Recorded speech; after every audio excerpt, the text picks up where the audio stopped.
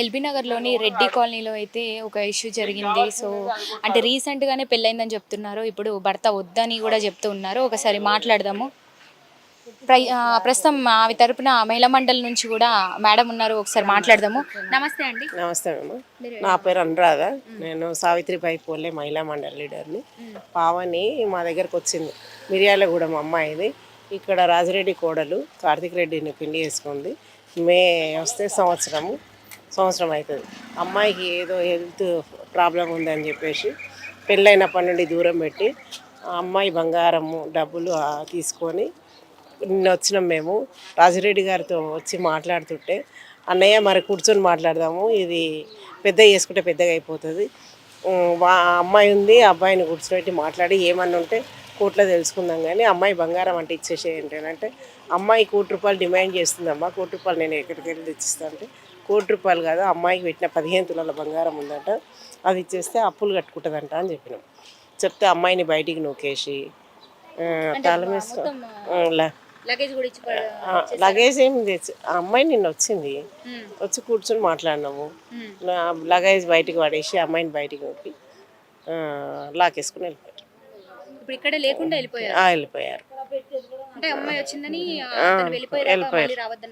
వెళ్ళిపోయారు. ఏంటండి ఇప్పుడు మరి దీనికి పరిష్కారం ఏంటంటారు? ఇప్పుడు అమ్మాయి ఒకటే కోరుకుంటుందమ్మా. ఇప్పుడు అందరికీ ఆడపిల్లలు ఉన్నారు, అందరికీ అక్క చెల్లెళ్ళు ఉన్నారు. ఏదో చిన్న ప్రాబ్లం వచ్చిందని చెప్పేసి అమ్మాయి సంసారానికి పనికిరాదు, వద్దు అని అనుకుంటే పరిష్కారం కాదు అది. అయితే మెడిసిన్స్ ఎన్నో అవిటికి మెడిసిన్స్ వచ్చినాయి. కరోనా టైంలో ఎంతమంది పిట్టలు ఎగిరిపోయారు. ఆ కరోనాకు కూడా మందు కనిపెట్టినోడు ఇప్పుడు దీనికి మందు కనిపెట్టలేదు. ఎలర్జీ వస్తుందంట శరీరానికి. ఆ ఎలర్జీ వలన నాకు వద్దు సంసారాన్ని, ఆమె అసలు సంసారానికే వనికి రాదు అంటున్నారు. అది అమ్మాయి ప్రాబ్లం. అసలు ఎటువంటి ప్రాబ్లం లేదు అమ్మాయికి. అయితే అమ్మాయి ముట్టలేడు, పెళ్ళైనప్పటి నుండి కూడా ముట్టలేడంట అమ్మాయి చెప్తుంది. అయితే ముట్టనప్పుడు పట్టినప్పుడు మరి అమ్మాయి ఇది ఏందో ఇచ్చేసి మ్యూచువల్గా కోర్టు నుండి విడాకులు తీసేసుకోరు. ఇదంతా రచ్చ చేస్తేనేమో సంసారం చెయ్యి, లేకపోతేనేమో అమ్మాయికి సెటిల్మెంట్ చేసుకోమని చెప్తుంది అంతే. అమ్మాయి సంసారం చేసేందుకు రెడీగా ఉంది, అబ్బాయి వద్దంటుండు. వద్దన్న దానికి ఇక నిందలు అంటే ఇప్పుడు ఒక ఆయన ఎవరు పూర్ణారెడ్డి అని ఆ కామెంట్స్లలో పెడుతుండు, అబ్బాయిలను ట్రాప్ చేసి ఎంతమంది దగ్గర డబ్బులు తీసుకుంటావు అది ఇది అని అంటుండు. ఎంతమంది దగ్గర డబ్బులు తీసుకున్నా అనేది కూడా ప్రూఫ్ చేయించాలి మీడియా ద్వారా. ఎందుకు వాళ్ళతోటి కామెంట్స్లలో పెట్టిస్తారు. ఒక అమ్మాయి మీద నిందలు వేయడం తప్పు. ఎందుకంటే ఇంతమందికి మనకు ఇంటింటికి మట్టిపోయే ఉంది, బంగారు పై ఎవరికి లేదు. ప్రతి ఇంట్లో ఆడపిల్ల ఉంది. ఏ ఆడపిల్లకి ఆపద వచ్చినా 10 మంది వచ్చి నిలబడి కూర్చొని మాట్లాడాలి, కానీ ఆడపిల్లని రోడ్డుకి ఎక్కియద్దు. ఇప్పుడు నీకు వద్దు అనే ఇంటెన్షన్ ఉన్నప్పుడు అమ్మాయిది ఏందో అమ్మాయికి ఇచ్చి సెటిల్మెంట్ చేసుకుని కోర్టు ద్వారా విడాకులు చేసుకో. అమ్మాయి కేసు పెట్టింది అంటే పెద్ద మనిషి చెప్పినా వినకపోతే, చిన్న మనిషి చెప్పినా వినకపోతే అమ్మాయికి విసిగెత్తి పోలీస్ స్టేషన్కి పోయి కౌన్సిలింగ్ చేయించిందంట. కౌన్సిలింగ్ చేయించినా కూడా వినకపోతే ఎఫ్ఐఆర్ కట్టిండు. నువ్వు కాంప్రమైజ్ అయితే ఎఫ్ఐఆర్ ఏముంది, లోక్ అదాలత్కు తీసుకుపోయి కాంప్రమైజ్ చేయించి కేసు కొట్టేపిచ్చేస్తాము.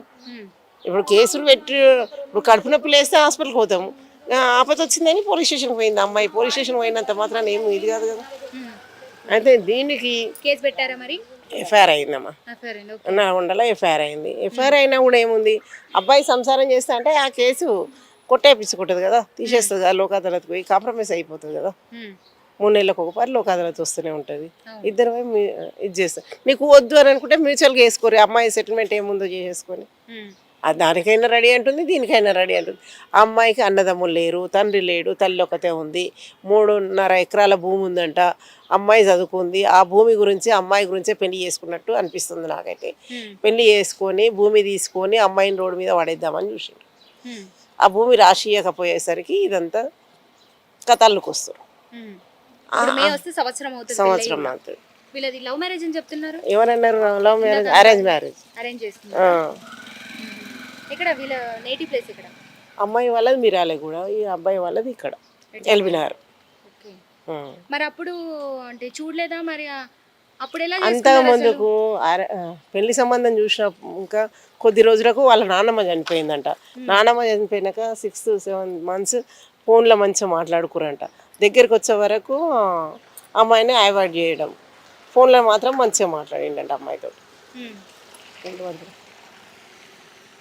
ఇప్పుడు అయితే బాధితురాలు కూడా మనతో పాటే ఉన్నారు. ప్రస్తుతం మన వాళ్ళ ఇంటి దగ్గరే ఉన్నాము. రెడ్డి కాలనీలోని వాళ్ళ ఇంటి దగ్గరే ఉన్నాం ప్రస్తుతం మనము. బాధితురాలు కూడా ఉంది. అసలు ఏం జరిగింది, ఎందుకు మీడియా ముందుకు రావాల్సి వచ్చింది, ఆమె మాటల్లోనే తెలుసుకునే ప్రయత్నం చేద్దాం. నమస్తే అండి, మీ పేరు? నా పేరు పావని అండి. నేను కార్తిక్ రెడ్డి వైఫ్ నండి. మా మామయ్య రాజురెడ్డి ఆర్టీసీ యూనియన్ లీడర్ అండి. ఆయన ఎంప్లాయీస్ యూనియన్ లీడర్. మాకు మేలో పెళ్ళయింది. మే 21న పెళ్ళయిందండి. పెళ్ళి దగ్గర నుంచి కూడా పర్సన్ ఎప్పుడు కూడా మనీ మైండెడే ఫస్ట్ నుంచి. ఏది అయినా తనతోనే ఖర్చు పెట్టించాలి, ఏది అయినా తనతోనే చేపించాలి. అబ్బాయి క్యారెక్టర్ కొంచెం డిఫరెంట్ టైప్ ఆఫ్ క్యారెక్టర్ ఉండే. మాకు పెళ్ళికి ముందు ఒక 7-8 మంత్స్ అట్లా మాట్లాడుకోవడానికి టైం దొరికింది. సరే మేము మాట్లాడుకుంటూ ఉన్నాము. ఏదైనా ఉంటే నువ్వు ఎదురు పెట్టినట్టు వద్దు పావని, నాకు నువ్వు అంతా ఖర్చు పెట్టు, నేను చూసుకుంటాను, పెళ్ళి అయినాక నేను కట్టేస్తాను, చేసేస్తాను, ఇలా మాయ మాటలు మొత్తం చెప్పారు.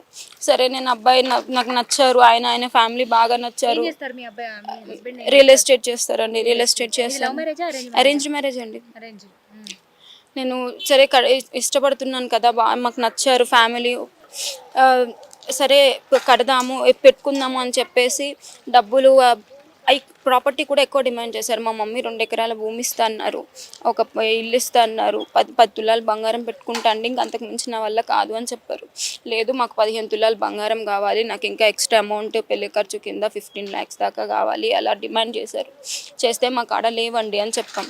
చెప్తే కార్తిక్ ఫోన్ చేసి నాకు, పావని నువ్వు ఏం భయపడకు, నువ్వు ఓకే చెప్పు, నేను ఏమైనా ఉంటే లాస్ట్లో నేను చూసుకుంటా పావని అని చెప్పారు. సరే అని చెప్పేసి ఓకే చెప్పినాం. 30 lakhs దాకా అప్పులు చేసినాం. తెచ్చి 15 తులాలు గోల్డ్ అప్పటికప్పుడు కొన్నాం. అది నాకు ముందు ఏం లేకుండే, మొత్తం గోల్డ్ తీసుకున్నాం. తర్వాత ఎంగేజ్మెంట్కి 7 AC ఫంక్షన్ హాల్స్ చేసుకున్నాం. ఎవ్రీ టైం వీళ్ళు ఎక్కడే వచ్చిన లగ్గపత్రి కానీ ఏది కానీ 70-80 మెంబర్స్ కార్ బస్ అలా వచ్చేవాళ్ళు. ప్రతి ఒక్కటి వాళ్ళకి ఉండాలి. నాన్ వెజ్ ఐటమ్స్, మందు, ప్రతి ఒక్కటి వాళ్ళకి ఏది తక్కువ కాకుండా చూసుకోవాలి. చేసాము. అప్పటికి 30 lakhs దాకా అప్పులు అయిపోయినాయి. పెళ్లి టైం వచ్చింది. అసలు ఈ అబ్బాయి అండి ఫోన్లో నేనంటే చాలా ఇష్టం ఉన్నట్టుగా, అలా చాలా ప్రేమగా మాట్లాడేవాళ్ళు. కానీ మనం దగ్గరకి వచ్చినామంటే అసలు ఈ అమ్మాయిని నేను ఎప్పుడు చూడలేదు, ఈ అమ్మాయి ఎవరో కూడా తెలియదు నాకు అన్నట్టుగా బిహేవ్ చేయడం. ఇట్లా మామూలుగా మనం కూర్చున్నప్పుడు ఇట్లా హ్యాండ్ టచ్ అయింది అనుకోండి, లేచి వెళ్ళిపోయేవాడు. ఇలా బిహేవ్ చేసేవాడు. ఏంటింత ఇలా ఉన్నారు, ఫోన్లో మాట్లాడేటప్పుడు ఒకలాగుంటారు, ఇలా ఎందుకు ఉంటున్నారు అంటే మీకు ఇష్టం లేదా ఏంటది అని అడిగితే, లేదు నాకు వాళ్ళు ఉన్నారు, సిగ్గు లేకపోతే వీళ్ళు ఉన్నారు, పెళ్ళి అయినాక చూడు ఎలా చూసుకుంటాను అని మాయమాటలు చెప్పేటోడు. ఇంకా ఫుల్ తాగడం స్టార్ట్ చేశాడు ఆఫ్టర్ ఎంగేజ్మెంట్. ఎందుకండి ఇలా తాగుతున్నారు, నైట్ 12 నుంచి 2 మధ్యలో ఇంటికి వస్తున్నారంటే ఫ్రెండ్స్కి పార్టీలు ఇస్తున్న పావని, పెళ్ళి కదా మళ్ళీ పెళ్ళైనాక తాగుతానా అని చెప్పడం. అక్కడికి మాకు బీటెక్ కంప్లీటెడ్ అని చెప్పారు. బీటెక్ ఫస్ట్ ఇయర్ ఫెయిల్ అంట. ఆయన డిబార్ చేసేస్తే 2-3 లక్షలు ఏమో పెట్టి సర్టిఫికేట్స్ కొనుక్కున్నాడంట. మొత్తం అబద్ధాలే చెప్పేశారండి. చెప్పిన తర్వాత ఓకే పెళ్ళి దాకా వచ్చింది. ఇంకా సైకో ఆయన సాడిజం బయటపడుతుంది. ఇంకొక 10-15 డేస్లో పెళ్ళి ఉంది అనగా చిన్న గొడవ అయ్యిందండి మా ఇద్దరి మధ్యలో. ఆయన వెళ్ళేటప్పుడు మిరియాలు కూడా వచ్చారు నన్ను కలవడానికి. అక్కడ మొదలు పెడితే ఇక్కడ వరకు బ్లూటూత్ పెట్టుకొని తిడుతూనే ఉన్నారు 2.5 hours పెళ్ళికి ముందు. నాకు చాలా భయం వేసింది. ఇప్పుడు ఫర్ ఎగ్జాంపుల్ ఆన్లైన్లో ఉన్నారు కార్తిక్ గారు, రిప్లై ఇవ్వలేదు నా మెసేజ్కి, ఎవరితో చాట్ చేస్తున్నారా, ఏదైనా రీల్స్ చూస్తున్నారా అంటే ఎవరితో ఉందనుకుంటున్నావా, నాకు ఎప్పుడు నాకు అదే పని అనుకుంటున్నావా, లేకపోతే నా ఫ్రెండ్స్ వద్దా, ఫ్యామిలీ వద్దా, ఎవడొద్దా, ఉద్యోగాలు మానేసి నీ చుట్టే తిరగాల, ఈ రేంజ్లో అది ఒక ఎక్స్టెంట్కి తీసుకెళ్ళిపోయి ఫుల్గా గొడవ పడడం, నన్ను మాటలు అనడం ఇలా చేసేవాడు. చేసిన తర్వాత సరే అయిపోయింది, గొడవలు అయిపోయిన తర్వాత పెళ్ళి అయ్యింది. పెళ్ళికి లగ్గపత్రిక అప్పుడు ఆ మనీ గురించి గొడవ వచ్చింది. ఈయన చూసుకుంటా అని చెప్పారు కదా, ఇప్పటికే మేము ఇంత అప్పులు చేసుకున్నా మా దగ్గర మనీ కూడా లేకుండే.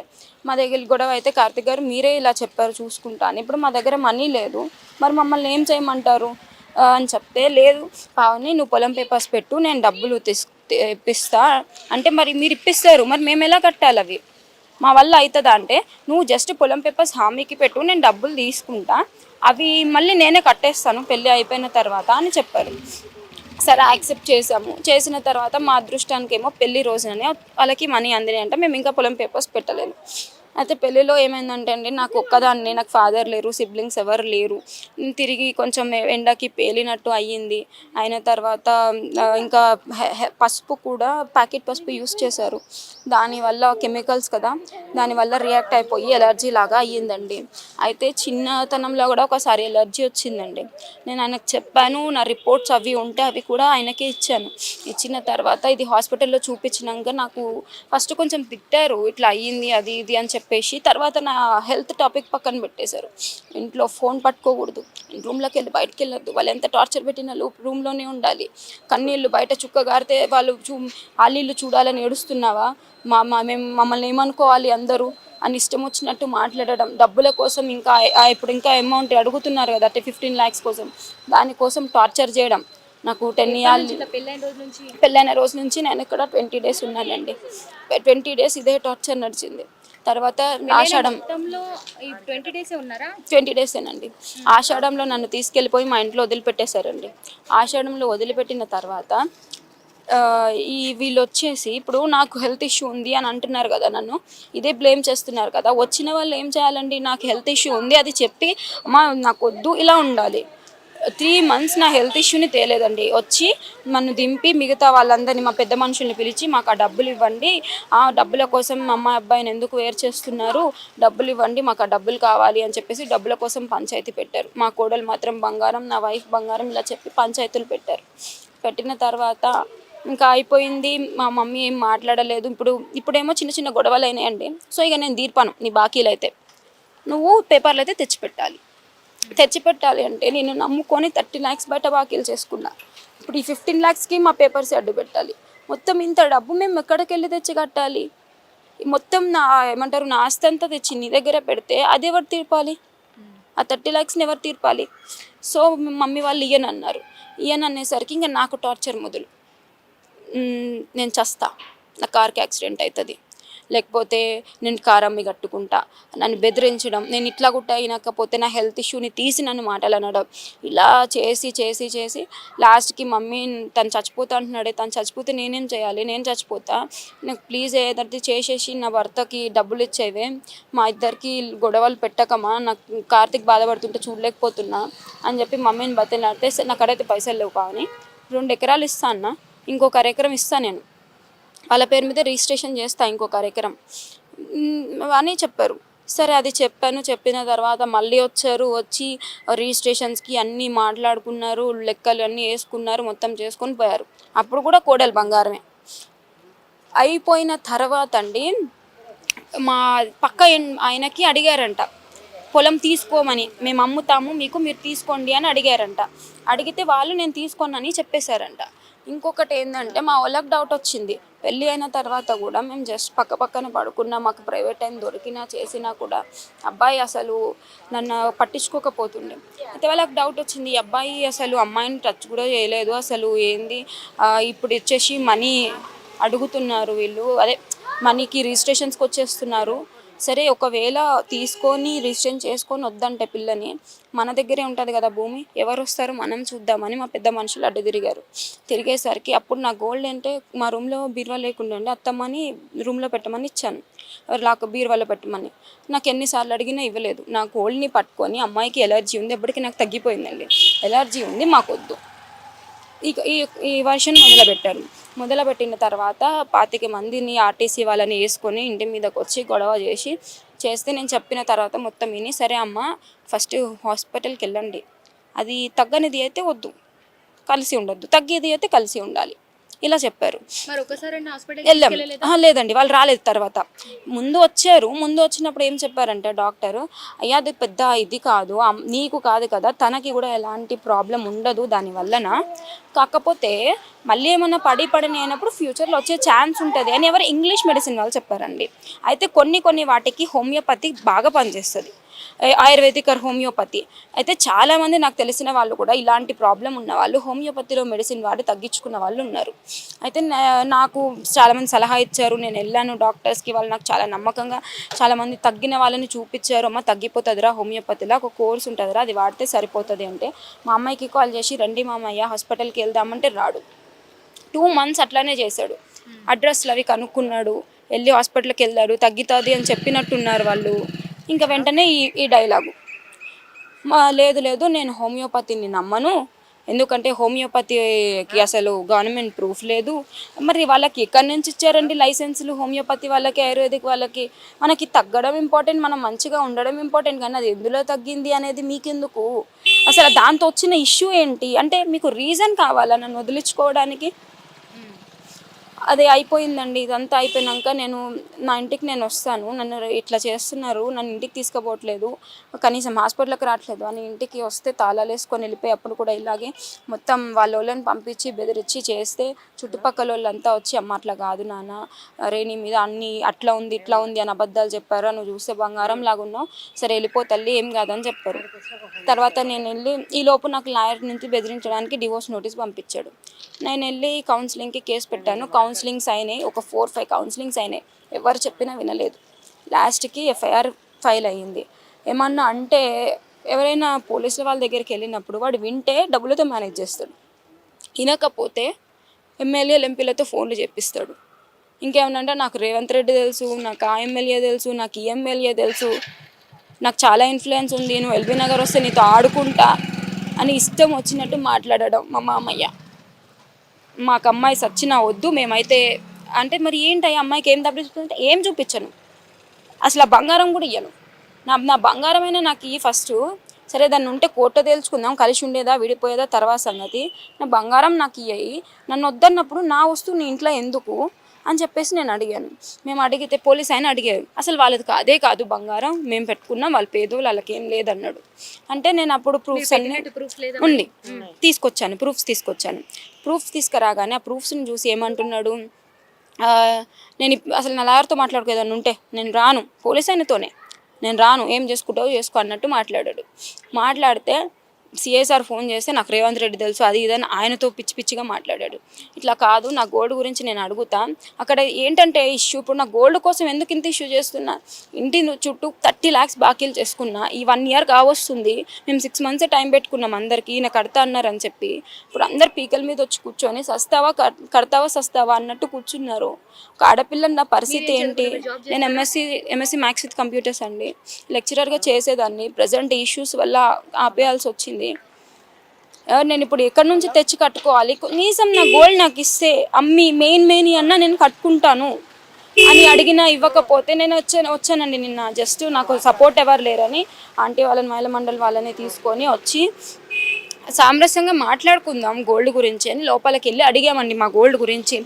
అడిగితే నేను ఇయ్యనని ఇష్టం వచ్చినట్టు రచ్చ చేసి మేము ఇక్కడికి రాగానే కొంచెం బయటికి నూకేసి గేట్లు వేసేసి తాళాలు మొత్తం వేసేసి బయటకు వచ్చేసాను. నిన్న ఇక్కడే ఉన్నాను, మొత్తం గేట్లు వేసి తాళాలు వేసేసి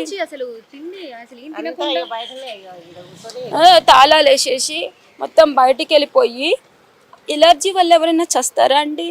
ఎలర్జీ వల్ల అంట ఇదంతా చచ్చే జబ్బంట, బయట వాళ్ళకి చెప్పడం, ఆయన మీడియా వాళ్ళకు కూడా చచ్చే జబ్బంట. నేనంట 1 crore డిమాండ్ చేస్తున్నానంట ఆయనకి, నేను ఇంకొకరికేమో 2 crores రూమర్స్, నేను 1 crore డిమాండ్ చేస్తున్నానంట. ఈమె వచ్చారు, మేడం నా గోల్డ్ గురించి నేను అడుగుతున్నాను, నేను ఎప్పుడు 1 crore అడిగాను, నువ్వు 1 crore డిమాండ్ చేస్తున్నాను అని చెప్పేసి ఇదొక రూమర్ క్రియేట్ చేస్తున్నారు. ఇంకేమన్నా అంటే ఈ ఇంటి వెనక బిల్డింగ్ వాళ్ళు ఒకళ్ళు ఉంటారు, వాళ్ళల్లో ఒక ఆయనకి సోరియాసిస్, ఒక ఆయనకు ఉందంట సోరియాసిస్, ఆయన ఫాదరు ఆయనకి ఉందంట, ఆయన చనిపోయారు, అది సోరియాసిస్ వల్ల చనిపోయారు, అట్లా అంత డేంజరస్ అది అని చెప్పారు. నేను వెళ్ళి అడిగాను, ఏంటక్క అది నిజమేనా ఇట్లా ఆయన చనిపోయారంటే, అన్నని అడుగుతూ అంటున్నాడు, అరే అది ఒక జబ్బారా, మా ఫాదర్కి ఉంది, మేము 3 పిల్లలం పుట్టాము, మా 3లో ఒక్కరికి కూడా ఏం కాలేదు, మేము మంచిగా ఉన్నాము, అసలు మా డాడీ చనిపోయింది దానివల్ల ఎవరు చెప్పారు, మా డాడీకి ఎలాంటి ప్రాబ్లం లేదు, అసలు మంచిగా ఉంది ఆయనకి హెల్త్, ఆయనకి కొంచెం ఏమంటారు హార్ట్ స్ట్రోక్ వచ్చి చనిపోయారు, ఆయన హార్ట్ అటాక్ వల్ల చనిపోయారు, దీనివల్ల కాదు, ఎందుకు ఇలాంటి రూమర్స్ క్రియేట్ చేయడం అని చెప్పేసి చెప్పారు. ఇప్పుడు నా ఒక్కదానికి కాదు కదండి, ఇప్పుడు ఇలాంటి ఒక ఏమంటారు, ఇప్పుడు ఒక స్కిన్ డిసీజ్ ఉన్న ప్రతి ఒక్కరికి నువ్వు చచ్చిపోతున్నావనే కదా ఆయన చెప్పేది. అంటే ఎంత బ్లేమ్ వేస్తున్నట్టండి, అలాంటిది తెలిసి తెలియని వాళ్ళు ఏమనుకుంటారు ఇవి చూసినప్పుడు. ఇష్టం లేకపోతే నువ్వు డైరెక్ట్ చెప్పాలి ఆ మాట. ఇలాంటి రూమర్స్ క్రియేట్ చేయడం ఒక ఆడపిల్ల మీద కరెక్ట్ కాదు కదా, తనకి నెక్స్ట్ ఫ్యూచర్ అనేది ఉండాలి కదా. ఇట్లా క్రియేట్ చేసిన తర్వాత మీడియా వాళ్ళు వీళ్ళు వచ్చారు, అయిపోయింది.